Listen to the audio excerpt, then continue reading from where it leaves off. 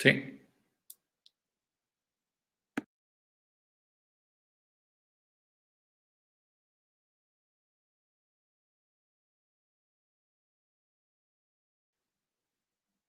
Hola.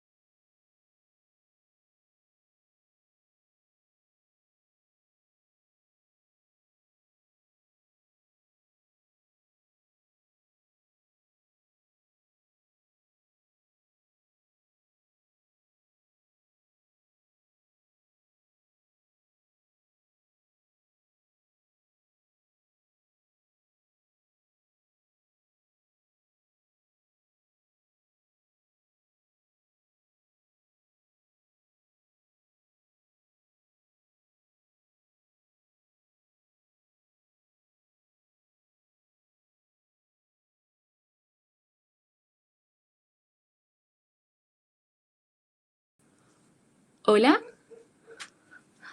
muy buenos días a todos los presentes. Gracias por unirse a nuestro webinar Compite.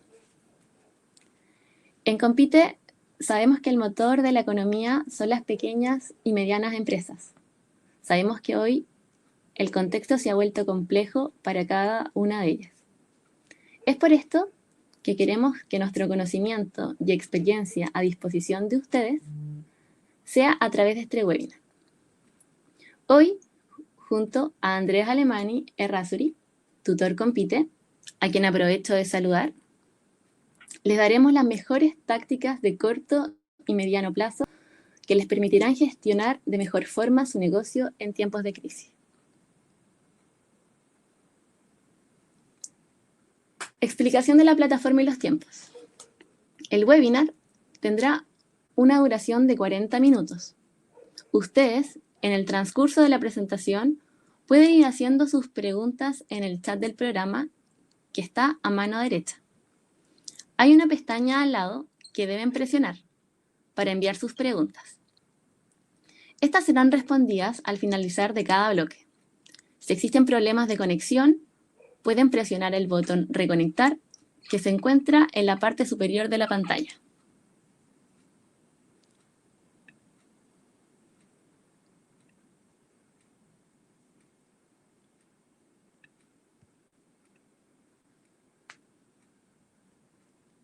Agradecemos la gentileza de Andrés Alemani de acompañarnos hoy. Andrés es director y tutor senior Compite, de profesión ingeniero comercial de la PUC, con un máster de ciencia de gestión en el Instituto de Boston de Estados Unidos.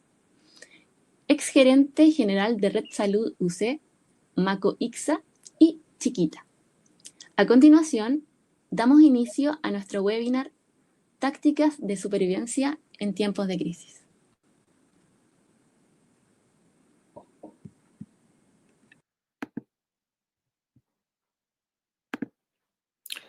Hola a todos, vamos a partir y vamos a ver en la primera parte el contexto actual y los escenarios que estamos previendo para los próximos tiempos. Y vamos a ver entonces las tácticas de corto plazo que necesitamos ejecutar, y en una segunda parte vamos a ver las tácticas y estrategias de largo plazo que son las que nos van a permitir aprovechar los cambios que se van a producir a partir de esta crisis.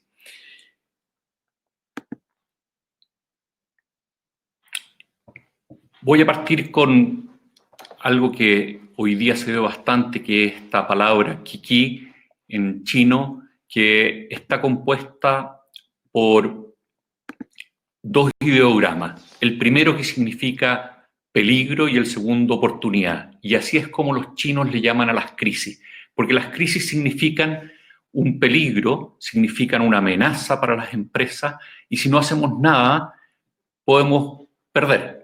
Pero también significan una oportunidad. En tiempos de crisis es cuando podemos aprovechar los cambios, y las empresas que han crecido fuerte generalmente lo han hecho después de tiempos de crisis. Vamos a recordar rápidamente que en los últimos años hemos tenido varias crisis, aproximadamente una por década es lo que hemos visto acá en Chile, y en el mundo también se da, y en cada una de estas crisis los efectos son distintos en el tiempo, pero hay algunas enseñanzas que podemos sacar de todas ellas y que nos pueden permitir proyectar lo que puede pasar. Los economistas a nivel mundial ven las crisis y las recuperaciones de las crisis bajo tres escenarios posibles. El primero, que le llaman de rápida contención, que es uno que tiene forma de V, y es el que se espera hoy día principalmente para las economías asiáticas y China, que ya se estarían recuperando. Y esto implica que las recuperaciones pueden tomar de 3 a 6 meses, pero para volver a niveles anteriores a las crisis son por lo menos 6 meses, y muy probablemente no se vuelva exactamente al mismo nivel anterior. La segunda forma que toman las recuperaciones son una forma de U, a lo que se le llama año perdido, porque toman un tiempo más largo. La recuperación total probablemente tome un año. Hoy día se está hablando de que Estados Unidos probablemente en el tercer o cuarto trimestre del 2021 va a estar recuperando el nivel anterior. Y el tercer escenario es el que se llama normalmente economía de guerra y que tiene una forma de L. Esta forma de L se da porque es muy largo el periodo bajo el cual la economía entra en una recesión profunda, ¿no es cierto? Lo que están hablando los economistas para el año 2020 en este momento es que la economía mundial podría estar cayendo entre un 3 y un 6%. Principalmente las economías que se demoren más van a estar cerca del 6%, las economías que alcancen a recuperarse van a estar cerca del 3%. No tenemos una bola cristal y no sabemos exactamente lo que va a pasar para Chile, por lo tanto, desde un punto de vista de estrategia, lo que tenemos que preocuparnos de hacer es de estimar distintos escenarios para nuestras empresas, y eso es un poco lo que vamos a estar tratando de revisar. Lo primero, para entender los contextos, es entender de que no a todas las industrias los golpea igual. Y yo sé que lo que estoy diciendo es bastante obvio, y ya hemos visto en estos meses en China, en estos meses y en estas últimas semanas en Chile y en Estados Unidos y en Europa, cómo han afectado de distintas formas a distintas empresas, ¿no es cierto? El comercio, los hoteles, los restaurantes han sido fuertemente golpeados. Y en este gráfico que tenemos al frente se ve más o menos lo que se espera que en las próximas semanas esté pasando con algunas de las industrias. Entonces, ahí se ve que en las próximas semanas, tanto en el mundo como en el hemisferio norte, como acá en Chile, en distintas encuestas, se ve de que todavía el turismo, los hoteles, los restaurantes van a estar con unas caídas bastante fuertes. Con menor caída las comidas rápidas, artículos de higiene personal, que los artículos de higiene personal tuvieron un crecimiento fuerte en las primeras semanas, pero para las próximas semanas las familias ya se estoquearon y es difícil que vayan a consumir mucho más de lo que ya consumían antes. Sin embargo, en artículos para el hogar, en entretención para el hogar y en alimentos sí se espera que el consumo aumente. Esto es lo que debiéramos ver en el muy corto plazo. Ahora, la capacidad para sobrevivir de las empresas está determinada principalmente por dos cosas y ambas tienen que ver con la rapidez de reacción.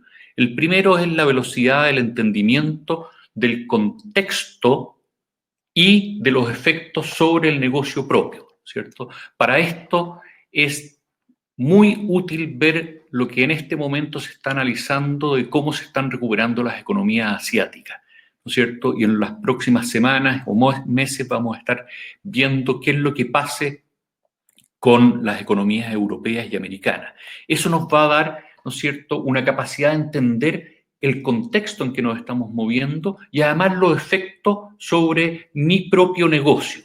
Y esa capacidad de análisis la tengo que mezclar y va a estar dada la capacidad de sobrevivir por la agilidad que tengamos en tomar decisiones e implementar estrategias, ¿no es cierto?, que estos son un conjunto de acciones para adecuar, ¿no es cierto?, de acuerdo al contexto, a nuestra empresa.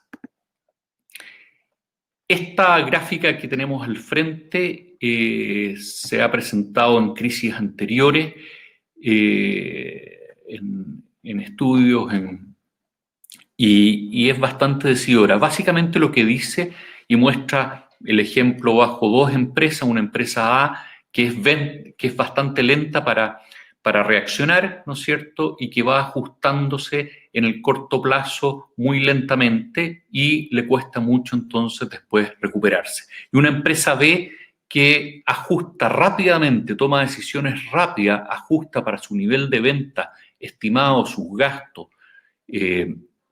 sus inversiones y queda preparada para recuperarse y tener un crecimiento posterior a la crisis.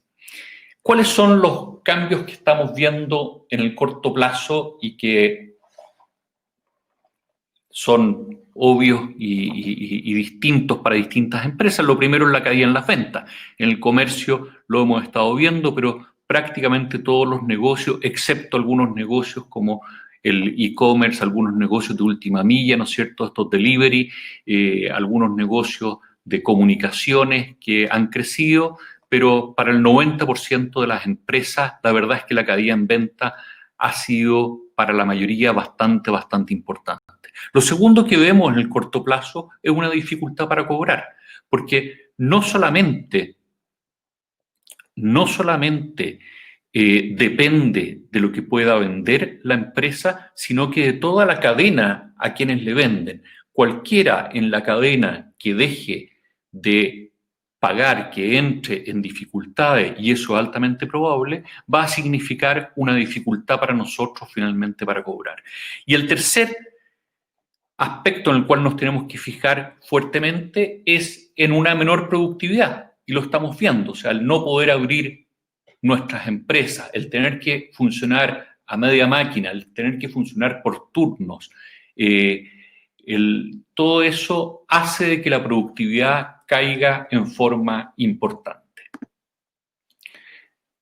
Por lo tanto, en el corto plazo, lo que siempre se dice que las estrategias tienen que estar centradas en el flujo de caja. ¿Qué es lo que tenemos que cuidar? Y esto es realmente clave, tenemos que cuidar la caja, que nosotros le llamamos el famoso capital de trabajo. El capital de trabajo que está compuesto por la caja y los valores negociables, ¿no es cierto?, los fondos mutuos, toda esa plata que tenemos guardada, los inventarios y la inversión en cuentas por cobrar, es lo que nos va a permitir salir actuando y poder seguir operando después de la crisis. pero tenemos que preocuparnos de que la empresa se mantenga activa y mantenga un capital de trabajo mínimo. Y vamos a ver entonces algunas estrategias y técnicas para poder hacer esto. Lo primero que debemos hacer es buscar cómo aumentar las ventas. Desde el punto en que hayamos caído, cómo aumentar las ventas. Esas son acciones primordiales, ¿no es cierto? Y hemos visto muchas empresas cómo han salido rápidamente a buscar nuevas formas de hacer sus negocios, a buscar nuevos clientes, ¿no es cierto? Lo segundo es reenfocar el portafolio de negocios. Tenemos que ver quiénes son nuestros clientes realmente claves, dónde tenemos que enfocar nuestras energías y los pocos recursos que tenemos. Y finalmente aumentar la productividad de los vendedores. Y para aumentar la productividad de los vendedores tenemos que dar instrucciones claras, ¿no es cierto? Tenemos que reducir la cantidad de reuniones y tenemos que estar en el frente de batalla en los clientes que son los con más alta probabilidad de compra. Segundo, tenemos que cortar costos y gastos prescindibles. Esto que parece bastante obvio, muchas veces nos demoramos en hacerlo. Y esto tiene dos implicancias. Va a tener una implicancia en el corto plazo y vamos a ver después en la segunda etapa la gran implicancia que tiene en el largo plazo. Porque todos esos costos, todos esos gastos prescindibles que vemos en este momento de crisis, que los cortamos, van a hacer que nuestra empresa quede más liviana para el largo plazo. Controlar las cuentas por cobrar, ya estábamos mencionándolo, ¿no es cierto? Disminuir los inventarios, liquidar inventario, eso lo han estado haciendo varias empresas. A mí, aquí en la casa, hace una semana atrás, compramos los abarrotes a un hotel. Nos llegó de parte de un hotel por internet, ¿no es cierto?, oferta, porque estaba vendiendo abarrotes y elementos de aseo, etcétera, a precios bastante razonables con delivery a la casa. Quiere decirte que ellos estaban reduciendo inventarios y liquidando inventarios rápidamente. Negociar plazos de pago con proveedores, de todos modos. Lo van a hacer con ustedes y ustedes tienen que hacerlo además con sus proveedores. Ver de qué forma pueden parte de lo que le deben a los proveedores, de qué forma se puede negociar y chutear hacia el futuro. Renegociar plazos con banco y postergar impuestos. Y vamos a ver lo importante que es esto. A mí me han preguntado mucho estas últimas semanas. ¿Es necesario aprovechar los créditos que están dando los bancos y postergar los impuestos? Y mi respuesta es categórica. Sí, señores, porque tenemos que cuidar la caja y hay una incertidumbre muy grande y no sabemos si vamos a contar con caja en los próximos meses o no. Por lo tanto, todo lo que podamos renegociar, todo lo que podamos postergar en términos de pago y todos los créditos que podamos tener, siempre y cuando sepamos de que vamos a mantenernos activos y algún día los vamos a tener que pagar de vuelta, pero todo eso va a ser un colchón de seguridad que debiéramos usar. Y esto, la única forma de hacerlo cuando el tiempo es escaso, es con una gran disciplina y una agilidad para actuar. Y eso implica delegar fuerte. Y para delegar necesitamos fijar objetivos con indicadores, metas y acciones. Fijar plazos precisos y responsables con nombre y apellido. Y hacer un control diario de los cumplimientos y las acciones correctivas que hay que ir tomando, ¿no es cierto? O sea, si diariamente estamos controlando los objetivos que le hemos dado a nuestros empleados, ¿no es cierto?, en términos de cobranza, en términos de venta, en términos de liquidación de activos, en términos de control de gastos, diariamente estamos controlando eso. Si no lo estamos cumpliendo, tenemos que tomar acciones correctivas rápidamente. Vamos a ver un ejemplo entonces de estrategia de corto plazo centrada en el flujo de caja y cómo cuidamos este flujo de caja. Vamos a suponer que el abril original teníamos una caja inicial de 20, que los ingresos por venta iban a ser 200, ¿cierto? Que los ingresos operacionales iban a ser 150. Estos son los costos directos, todos los proveedores de insumos que tenemos que pagar, más los gastos de oficina. Y egresos financieros teníamos 20 y además teníamos inversiones comprometidas por 30. La caja final iba a ser 20. Sin embargo, el abril actual es que la caja inicial era 20, ¿no es cierto? Pero los ingresos por venta van a ser la mitad. Los ingresos operacionales, los compromisos que teníamos, van a ser los mismos que teníamos antes. Los ingresos financieros, lo que le íbamos a tener que pagar a los bancos, eran los mismos 20. Y si no hacemos nada en relación a las inversiones comprometidas de 30, vamos a terminar con una caja final de 80 negativo. ¿Qué es lo que debemos hacer? es cierto?, de esos 200 que íbamos a tener por ventas, que ahora estamos viendo que nos vamos a caer a la mitad, tratar de recuperar algo. Entonces, el responsable jefe de ventas, qué promociones podemos hacer y recuperar algo las ventas. En términos de ingresos financieros, tomar algunos de los créditos que están ofreciendo los bancos. Crédito de capital de trabajo, ¿no es cierto?, 10 adicionales. Otros ingresos posibles, venta de inventario, ¿no es cierto?, 20 recuperamos. Los ingresos operacionales, negociamos con proveedores, ¿no es cierto?, y chuteamos parte de lo que debemos hacia el futuro, o negociamos descuentos, ¿no es cierto?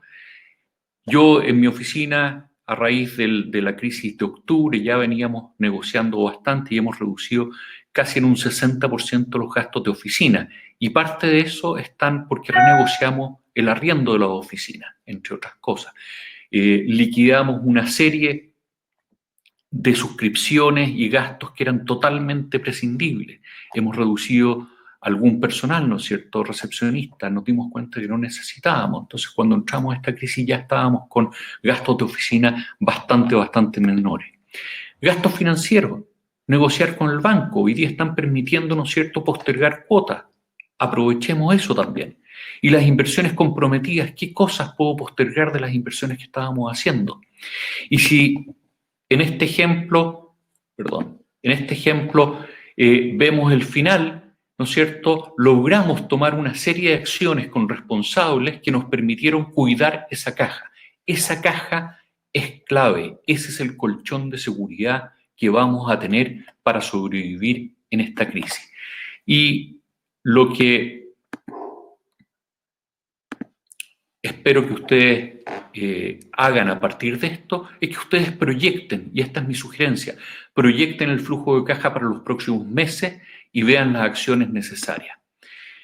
La segunda forma o herramienta que tenemos para priorizar y darle valor, ¿no es cierto?, a las urgencias es utilizar la famosa matriz de riesgo. Y esta herramienta la voy a explicar en forma bastante sencilla y de una forma que pueda ser utilizada rápidamente. Lo primero que tenemos que entender para poder priorizar es el nivel de riesgo de cualquier evento adverso.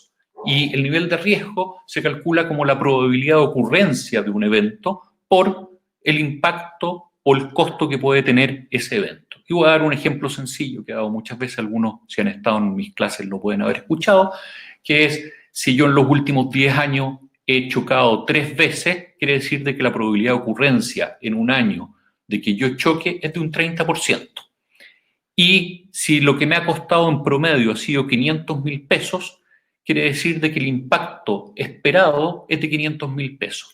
30% por 500.000 pesos quiere decir de que el nivel de riesgo es de 150.000 pesos. Vamos a ver esto en un ejemplo numérico, ¿no es cierto? Un riesgo posible es caída de venta, el evento es cierre del local por un mes, la probabilidad de ocurrencia es de un 50%. ¿Por qué puede ocurrir esto? Esto puede ocurrir porque se declara zona de cuarentena, ¿no es cierto? Y no se puede ingresar a esa zona, no se puede operar.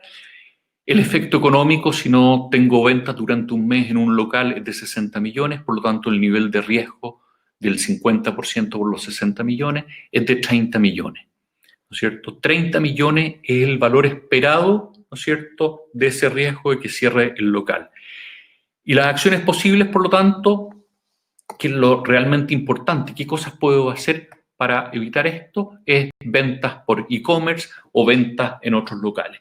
Y así pueden ver, hay una serie de otros ejemplos. Por ejemplo, menor consumo, caída en ventas por clientes que no están operando y también otro riesgo posible es incobrable, ¿no es cierto? Que quiebre un cliente, probabilidad de ocurrencia un 10%, el efecto económico, si es por cliente, ¿no es cierto? Que un cliente no me pueda pagar y tiene una probabilidad de 10%, ¿no es cierto?, de 3 millones de pesos en mi negocio y el nivel de riesgo esperado entonces de 300.000 pesos. Esto me permite dimensionar, ¿no es cierto?, cuáles son los eventos más críticos y donde yo voy a tener que darle una prioridad y una urgencia. Y para Esto, ¿no es cierto?, porque en el corto plazo estamos realmente apretados de tiempo y tenemos que dar prioridades. Una de las formas es usar una matriz que hizo famoso Stephen Covey, pero la verdad es que es bastante más antigua y que dice qué cosas son importantes y qué cosas son urgentes y cuáles no son urgentes ni importantes. Y básicamente para poder administrar bien el tiempo, nosotros tenemos que fijarnos en qué cosas no son ni importantes ni urgentes y esas olvidarnos, prescindir de todas ellas. Aquellas que son importantes pero no urgentes, tenemos que planificarlas. Y vamos a ver que para las estrategias de mediano y largo plazo vamos a tener que estar planificando. Aquellas que son urgentes pero no son importantes, las delego. Y aquellas que son urgentes e importantes, como acabamos de ver, dado los efectos y los valores de riesgo que pueden tener, tenemos que actuar inmediatamente.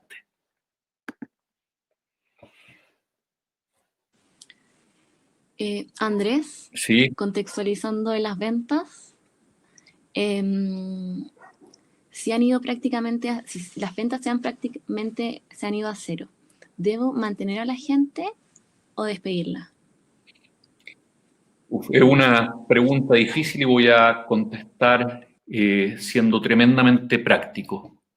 Nosotros tenemos que preocuparnos de que la empresa siga operativa en el mediano y en el largo plazo. Y para eso vamos a tener que tomar decisiones que son difíciles y la primera medida que tenemos que hacer en relación a las personas en el corto plazo es ver aquellas que efectivamente son productivas para la empresa y ellas tratar de mantenerlas. De todos modos, y el gobierno ha dado una serie de facilidades, ¿no es cierto?, para revisar los contratos de las personas, pero aquellas personas que no estaban aportando, la verdad es que es mucho más sano para la empresa tomar las decisiones más drásticas y reducir aquel personal que no está aportando y que lo más probable no vaya a aportar. Aquí lo que es clave es salvar la empresa en el corto plazo para que la empresa pueda resurgir en el mediano plazo.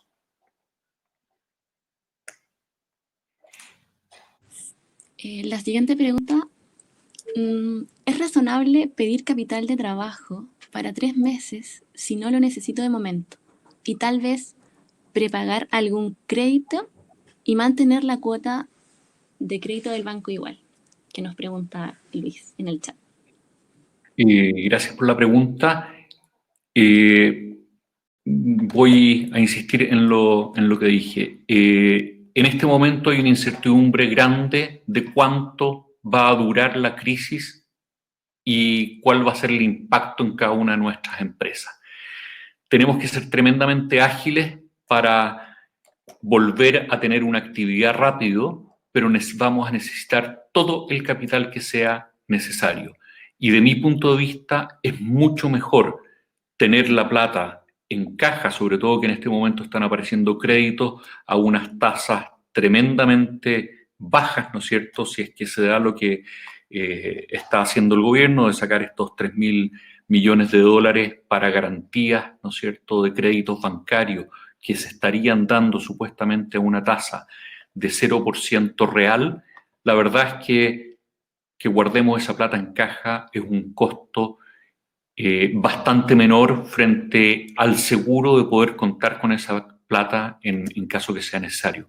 Nunca sabemos si en el momento en que necesitemos el dinero vamos a tener acceso en ese momento a los créditos.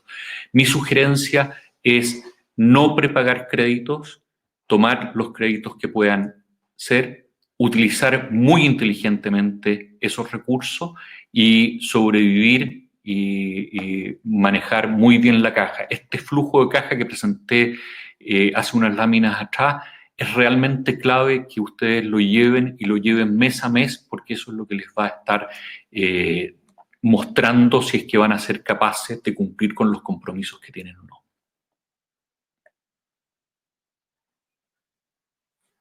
Perfecto. Una última pregunta, Andrés. Perfecto, Maya.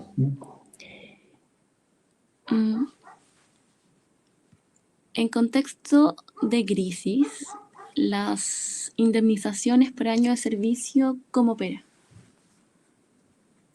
Esa es una pregunta bastante técnica para alguien experto en temas laborales. Tengo entendido que las indemnizaciones por año de servicio se tienen que pagar exactamente igual. Por lo tanto, debiera ser un costo a considerar en el momento de despedir personal. Y entiendo que solamente en situaciones, y no me manejo en específico, esto por favor consúltenlo con un abogado laboral, pero que existen algunas situaciones excepcionales en las cuales podría no pagarse la indemnización por año de servicio.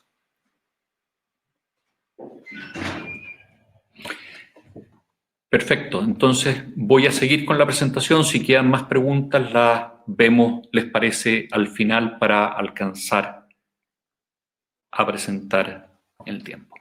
Vamos a ver ahora la gestión de mediano y largo plazo. Y tal como vimos en el corto plazo, las crisis en estrategia se les llama punto de inflexión estratégica. Y se les llama punto de inflexión estratégica porque cambia. Y después de cada crisis, incluso en las crisis pequeñas, han habido cambios estructurales. El mundo que sale después de las crisis no es el mismo mundo que aparecía antes de las crisis. Uno de los ejemplos, ¿no es cierto?, que hemos escuchado en estos días muy fuertes, cómo la gente se ha adecuado a estas técnicas, ¿no es cierto?, de Internet. El otro día hablaba con el contador de mi empresa, que nos hizo la presentación mensual que nos hace todos los meses, la hizo por Internet, de la misma forma como estamos interactuando en este momento. Y él mencionaba de que aproximadamente podía tener 3 reuniones diarias. Antes de esto, hoy día está teniendo hasta 8 reuniones diarias. Por lo tanto, está siendo infinitamente más eficiente y puede presentar los resultados mensuales en menos de 1 hora, ¿no es cierto?, a través de Internet, y al no tener que moverse, ¿no es cierto?, hacia las oficinas de los clientes, gana un tiempo gigantesco. Esto en todo nivel. Lo estamos viendo en la educación y lo estamos viendo incluso en cambios que va a haber con gente mayor. Mi madre, que tiene más de 80 años, la semana pasada una de mis hermanas le regaló un tablet y mi mamá ya está haciendo videoconferencias con los nietos, nietas, ¿no es cierto?, etcétera. O sea, el cambio tecnológico que se produce, los cambios que se producen, los cambios en las costumbres de los consumidores, en las crisis, es realmente grande. Y eso es lo que vamos a tener que ver. Y aquellos que tomen las decisiones correctas, que cambien la visión y que ejecuten, van a poder ganar después de la crisis, y los que no, la verdad es que son las empresas que terminan desapareciendo. ¿Qué cambios estructurales son los que vamos a ver en el largo plazo? Lo primero es que la economía va a andar más lenta, y eso es un dato a la causa. Se está viendo que esta crisis probablemente va a ser la crisis más fuerte desde la crisis del año 29. O sea, en los últimos 100 años probablemente va a ser la crisis más fuerte o la segunda más fuerte que va a haber habido a nivel mundial. Y eso va a repercutir, ¿no es cierto?, en el corto, mediano y largo plazo. Y esto hace que muchas inversiones se postergan, dejan de ser atractivas. ¿Y qué es lo que va a requerir? Que nosotros reestudiemos los modelos de negocio. Lo vamos a ver un poco más adelante. Vamos a tener mayores costos de mano de obra. Es un dato de la causa. Por lo tanto, vamos a tener que ver de qué forma hacemos más productivo a nuestro capital humano, ¿no es cierto? Pero por otro lado, vamos a tener mayor flexibilidad. Va a haber más subcontratación, van a trabajar muchas empresas en cowork y muchos vamos a usar estos medios, ¿no es cierto?, electrónicos. El otro día hablaba con una empresa de ingeniería, ¿no es cierto?, que está en el Compite, y decía que habían funcionado y nunca se habían imaginado lo bien que funcionaban trabajando desde la casa gran parte de los consultores, ingenieros, y que tienen que redactar informes. La verdad es que requerían la mitad del espacio en oficinas del que requieren, y recién se habían dado cuenta gracias a esta crisis. Moneda devaluada. Ese es otro dato de la causa, ¿no es cierto? No vamos a ver un tipo de cambio a 600 y ni a 700 pesos, lo más probable. Lo que se está hablando hoy día es que por abajo debiera verse en los próximos meses un tipo de cambio de alrededor de 815 pesos y en un rango entre 815 y 860, pero si rompe la barrera de los 860 puede pasar fuerte y llegar incluso a los 1.000 pesos. La mayoría de los economistas coinciden de que nuestra moneda va a quedar bastante devaluada. ¿Qué significa esto? De que va a haber mayores costos de importaciones y va a ser más atractivo las exportaciones. Vamos a tener que cambiar, ¿no es cierto?, la relación entre lo importado, los insumos importados y los insumos nacionales. Mayor sensibilidad a temas sociales y medioambientales, lo hemos estado viendo y lo hemos escuchado, no me voy a detener mayormente en eso. Mayor sensación de incertidumbre. ¿Qué cosas van a implicar esta mayor sensación de incertidumbre? ¿No es cierto?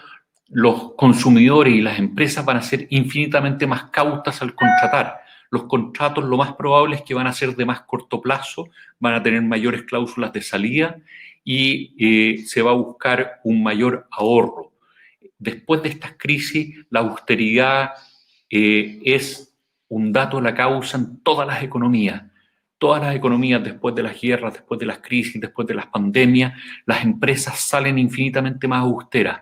Por lo tanto, van a estar todos buscando un mayor ahorro y las personas un menor consumo, ¿no es cierto? Y las personas van a ahorrar más porque van a querer tener una seguridad, ¿no es cierto? Y el consumo y el ahorro, ¿no es cierto?, son vasos comunicantes. Por lo tanto, va a haber un menor consumo.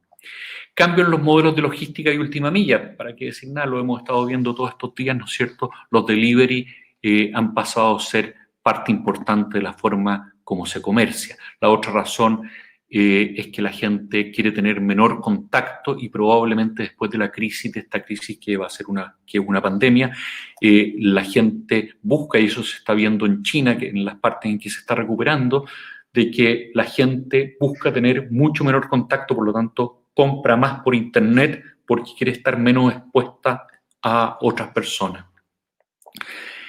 ¿Y dónde va a estar las oportunidades? En el conocimiento que tengamos de nuestros clientes y de los consumidores finales, ¿no es cierto? Porque no siempre nosotros le vendemos al consumidor final, somos parte de una cadena. Entonces, lo que nosotros entendamos de este nuevo cliente, de cuáles son sus miedos, cuáles son sus expectativas, qué es lo que quiere, qué es lo que necesita que nosotros le solucionemos, eso es lo que nos va a dar una ventaja para generar nuevas propuestas de valor.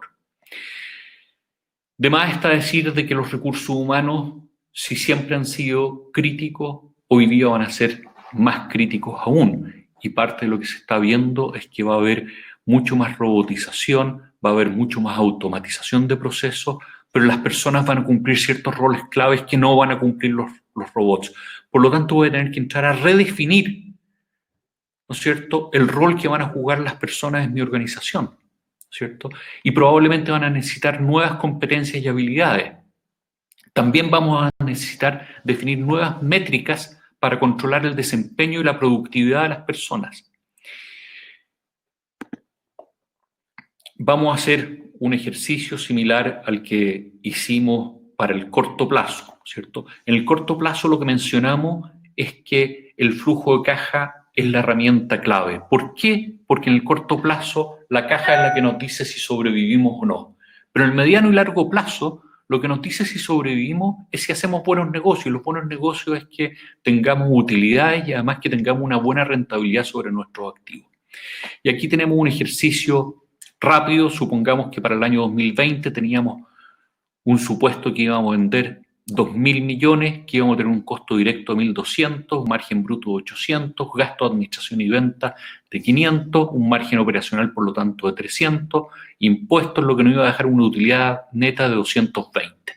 Dado activos totales que teníamos de 2.200, los 220 sobre los 2.200, que es lo que la forma como se mide el retorno sobre activos, ¿cierto?, nos daba un 10%.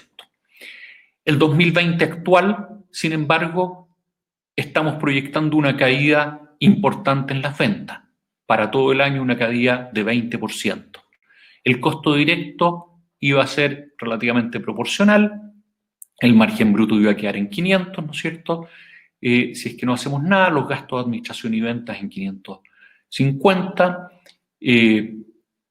margen operacional, por lo tanto, de 50 negativo.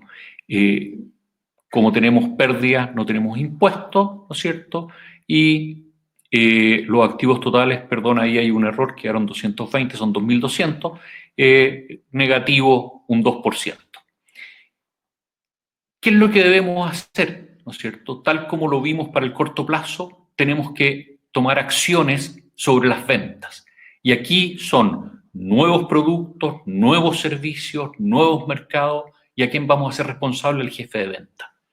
También tenemos que trabajar sobre el costo directo, de la misma forma como lo vimos para el corto plazo. Negociar con los proveedores, buscar nuevos proveedores. Dijimos que después de las crisis, todas las empresas buscan ahorros. Todas. Nosotros no podemos ser los que no vamos a buscar ahorros. Por lo tanto, tenemos que buscar nuevos proveedores y buscar ahorro o negociar mejor con los actuales proveedores.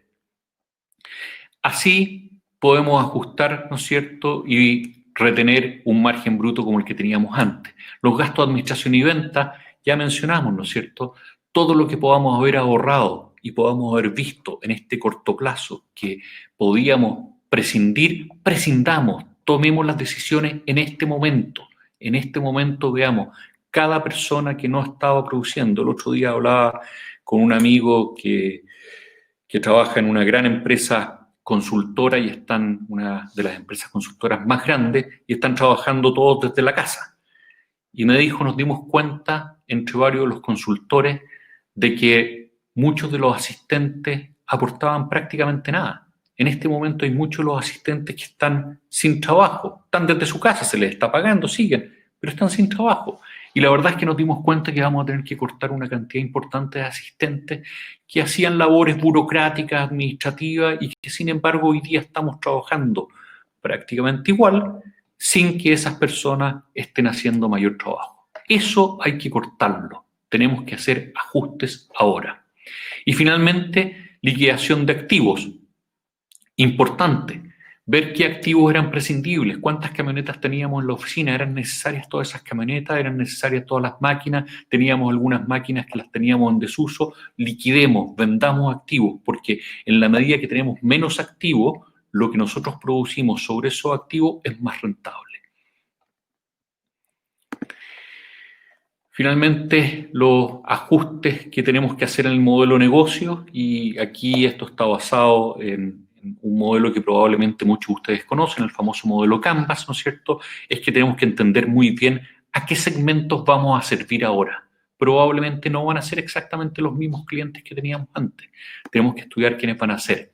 Vamos a tener que hacer ajustes en la propuesta de valor.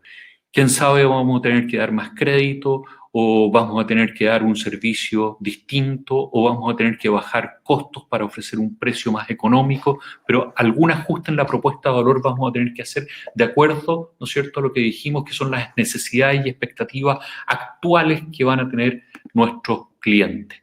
A los canales de venta, quién sabe, una de las cosas que más hemos visto en este tiempo, los canales de venta son los que han cambiado en forma importante. Ajustes en las relaciones con los clientes. Esto, quién sabe, no lo mencioné en las medidas de corto plazo, pero es realmente crítico. Este es el momento de ser empático con nuestros clientes. Este es el momento de reforzar las relaciones con los clientes.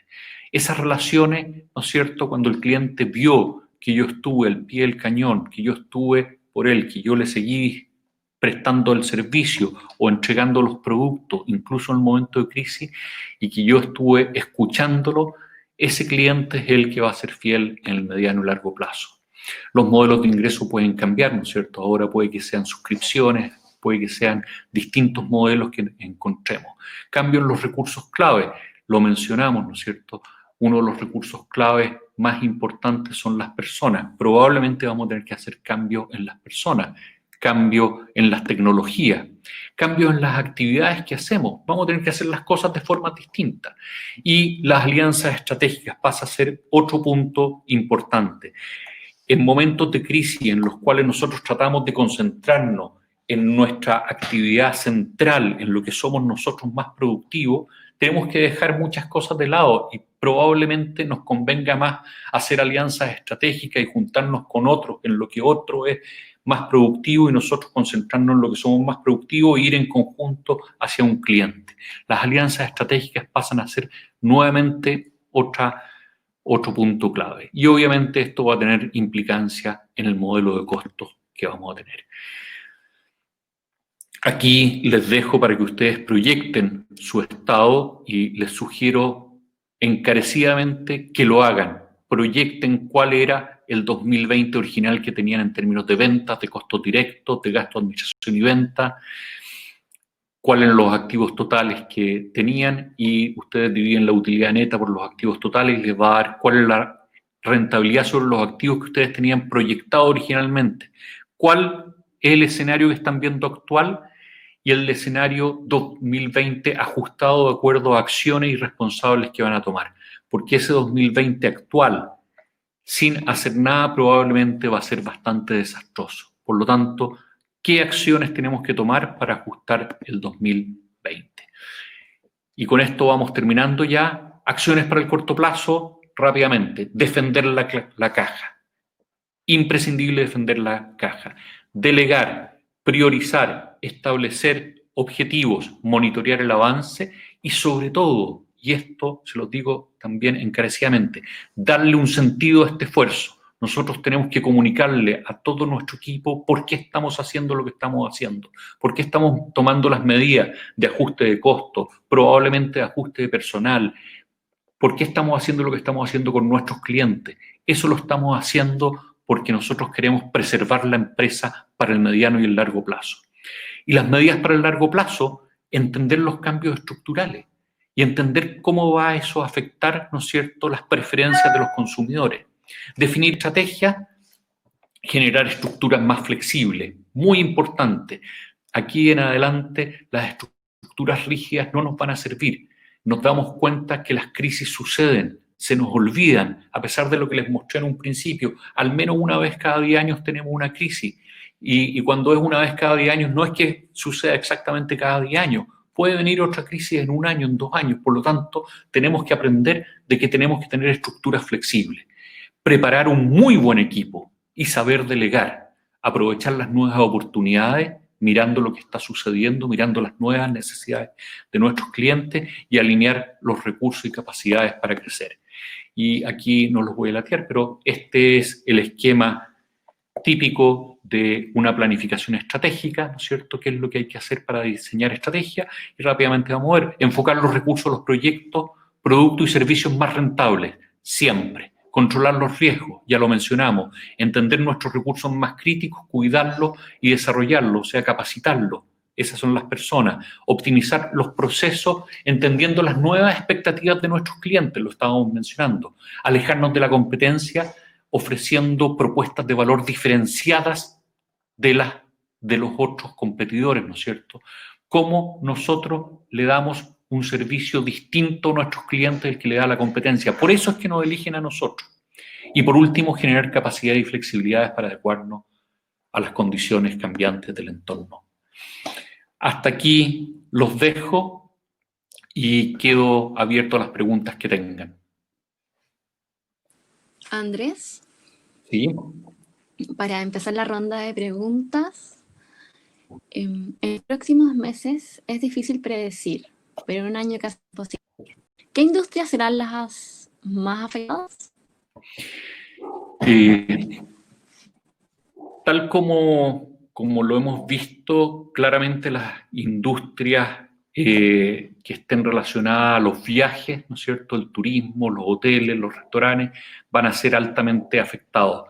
Yo creo que los restaurantes tienen bastantes posibilidades de redefinirse. Los hoteles va a ser un poco más difícil. La construcción se está viendo que va a demorarse. En general, en momentos de crisis, la construcción se reenfoca porque los países necesitan inversiones grandes, por lo tanto, pasa a ser más inversiones del Estado, más inversión pública que inversión privada. Y las oportunidades van a estar dadas, ¿no es cierto?, por todo lo que sea comercio de última línea. Lo que es realmente importante ¿no es cierto?, cuando vemos esto, es ver los cambios que están sucediendo, observar muy bien lo que está sucediendo en este momento en Asia, porque ellos están saliendo, empezando a salir de la crisis y se están viendo cuáles efectos hay. Es impresionante cómo hay algunas industrias que se han recuperado bastante rápido, y observar prontamente lo que esté sucediendo en Europa y en Estados Unidos. Andrés, ¿qué recomendaciones entregas para los e-commerce de productos? Tengo una tienda online de juguetes hecho en Chile, nos pregunta Katie.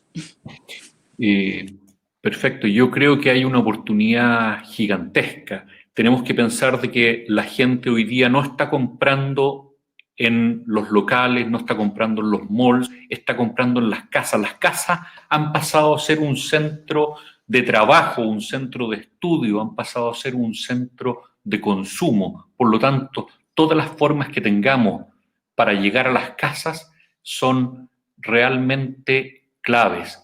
Y hoy día la gente está recibiendo en las casas muchos insumos. Hay muchas plataformas sobre las cuales montarse. Mi sugerencia es hablar con las grandes plataformas. Nosotros en Compite hemos tenido empresas, ¿no es cierto?, que manejan plataformas también de venta online, y lo último es desarrollar plataformas propias. Hay que moverse rápido en eso.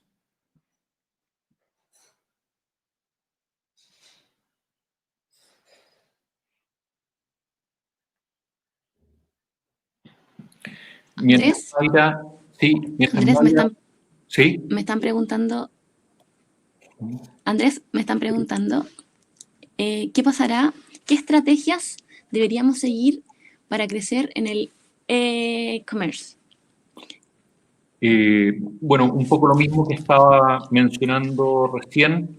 Las estrategias, entender muy bien al consumidor, entender qué es lo que le estamos solucionando al consumidor, ¿no es cierto? Yo tengo una hija que estudia diseño y ha estado comprando, ¿no es cierto?, de Librería Nacional y de otras fuentes, ¿no es cierto?, todos los materiales que se los vienen a dejar a través de estos delivery a las casas. Y primera vez que compran, ¿no es cierto?, todos los insumos desde la casa y están trabajando aquí. Por lo tanto, la casa, como dije recién, pasó a ser una ubicación clave desde la cual se comercia y se hacen muchas actividades. Por lo tanto, para el e-commerce pasa a ser clave entender a través de qué plataformas vamos a funcionar y con quiénes vamos a distribuir, quién va a ser la última milla.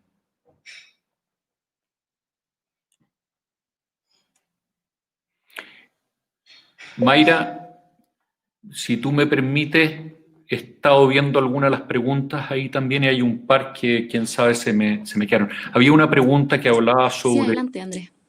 ¿Perdón? Adelante. Sí, había una pregunta que hablaba sobre qué pensaba yo que iba a suceder con el mercado inmobiliario.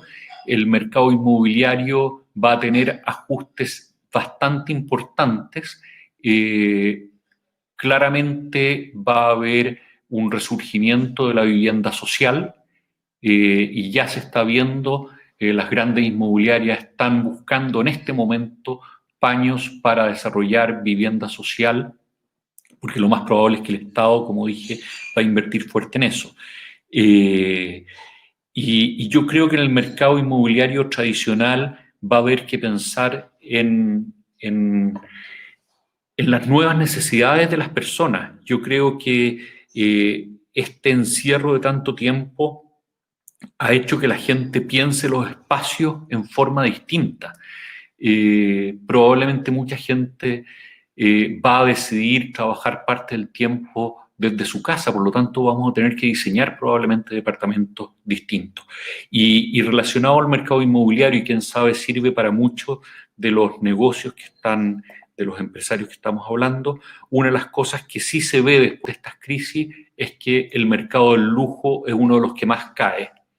y la razón es que la gente se pone más austera y tal como yo mencioné, la relación entre consumo y ahorro cambia más a ahorro y disminuye el consumo. No necesariamente el consumo disminuye en cantidad, sino que disminuye en precio. O sea, la gente opta por bienes más económicos.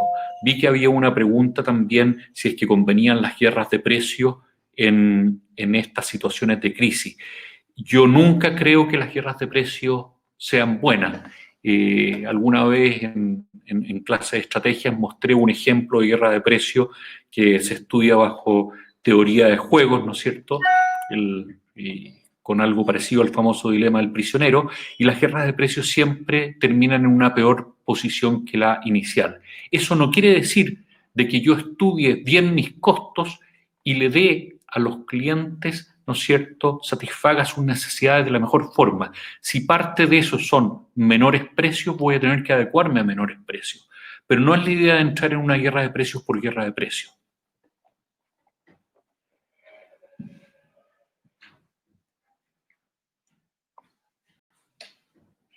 Perfecto, Mayra, si tienes alguna pregunta más, yo feliz tengo tiempo para responder.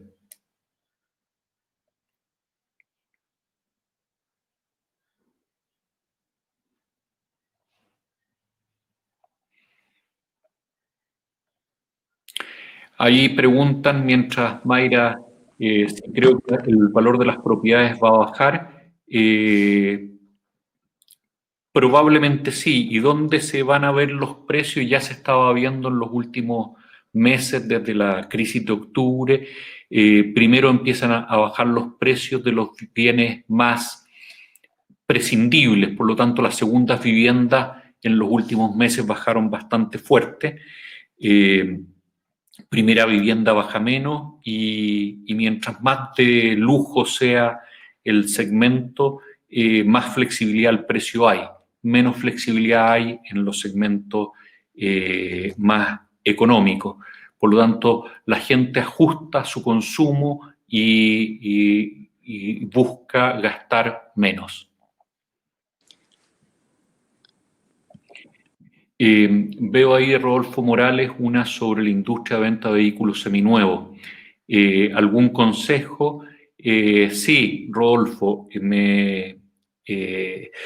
creo que es una de las industrias que tiene una posibilidad fuerte. La gente va a comprar menos autos nuevos y compra más autos usados o seminuevos por este ajuste, ¿no es cierto?, que hace de su presupuesto. Por lo tanto, hay una oportunidad muy grande para los seminuevos y eso hay que hacerle ver a las personas. En la propuesta de valor uno tiene que hacerle ver a la persona, mire, el auto tiene todavía un potencial gigantesco, el auto está en muy buenas condiciones, está prácticamente nuevo, sin embargo usted puede comprarlo a un valor mucho menor. Eso en este momento es clave, es lo que valoran las personas. Por lo tanto, yo creo que los vehículos seminuevos es efectivamente un área que se puede potenciar muy bien. Hay que entender muy bien de qué forma voy yo a comunicar esa propuesta de valor y cómo la llevo y la ejecuto. Andrés, una pregunta de Héctor. Según tu experiencia, ¿cómo logramos el compromiso con el equipo para aplicar lo que comentas? Muchas gracias. Es una tremenda pregunta. Estos son los momentos en que tenemos que funcionar como equipo, que tiene que funcionar todo el equipo en conjunto. Y la forma, no hay una regla de oro, pero lo que más ha funcionado es la comunicación, es hablar con el equipo, es tomar las decisiones duras y difíciles, rápidas y conversarlas con el equipo y hacerles entender de que estamos todos en el mismo bote y que tenemos que salvar este bote y que para salvar el bote tenemos que atender tremendamente bien a nuestros clientes y que eso depende de todas las personas en la empresa, incluso de aquellas que no parecen tener la relación con los clientes y que si hemos tenido que tomar algunas decisiones difíciles en términos de prescindir de algunas personas, eso se ha hecho con la mirada más alta de preservar la empresa. Pero la comunicación aquí es clave. Y lo que se habla, y de hecho Estos días aparecía de McKinsey un artículo muy interesante sobre el propósito de las empresas. Es que aquí es donde se ve y se mide ese propósito. El propósito es la razón ética, valórica por la cual nuestra empresa existe. Y eso lo tenemos que vivir todos en la empresa y tenemos que compartirlo con nuestros empleados y ellos tienen que entenderlo. ¿Cuál es el propósito? ¿Por qué hacemos lo que hacemos? Y eso es lo que nos une para actuar en conjunto.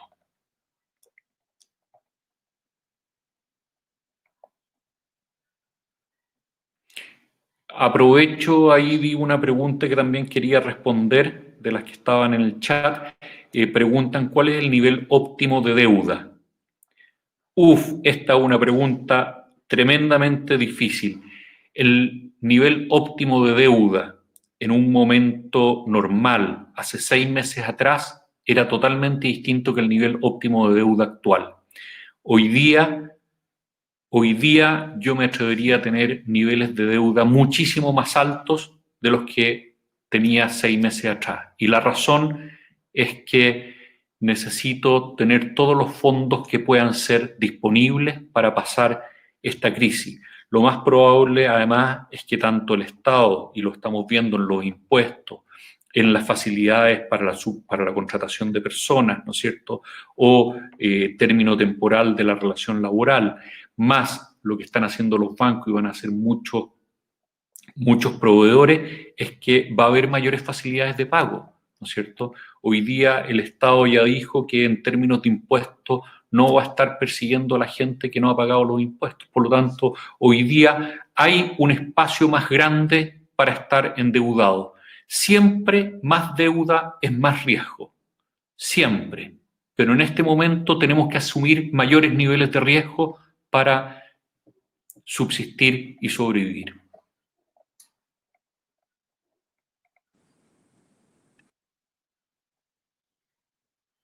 ¿Sí? Vamos a hacer la última pregunta de Julia para terminar esta ronda. ¿Cómo Compite puede apoyarnos a revisar nuestra estrategia y tomar estas medidas? Julia, esto es lo que hacemos en Compite, siempre con nuestras empresas. Obviamente, en situaciones de crisis, las prioridades de las estrategias cambian y el enfoque cambia levemente. La metodología es prácticamente la misma, simplemente las prioridades son las que cambian y obviamente el enfoque a entender las nuevas necesidades es el que cambia. Están, y yo creo que van a poner al final los contactos de Compite y puedes hablar con cualquiera de los consultores o ingenieros de Compite porque tenemos varias formas como nosotros trabajamos con las empresas, hay varios programas y obviamente lo que nosotros hacemos es acompañar a las empresas, porque muchas de estas cosas, yo siempre doy el ejemplo del personal trainer, o el nutricionista. Muchas veces sabemos la mayoría de las cosas que hay que hacer, pero necesitamos a alguien que nos ayude a sistematizar estas actividades, a controlarlas, a ponerle objetivos y a medir de que se avance. Eso es lo que hacemos en Compite. Nosotros acompañamos a las empresas para que ejecuten sus planes.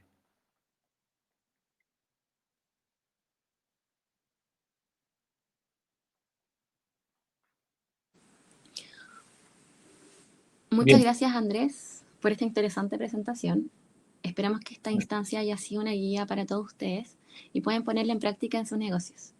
Este material va a ser enviado a sus correos y también va a estar en nuestras redes sociales por si los quieren revisar.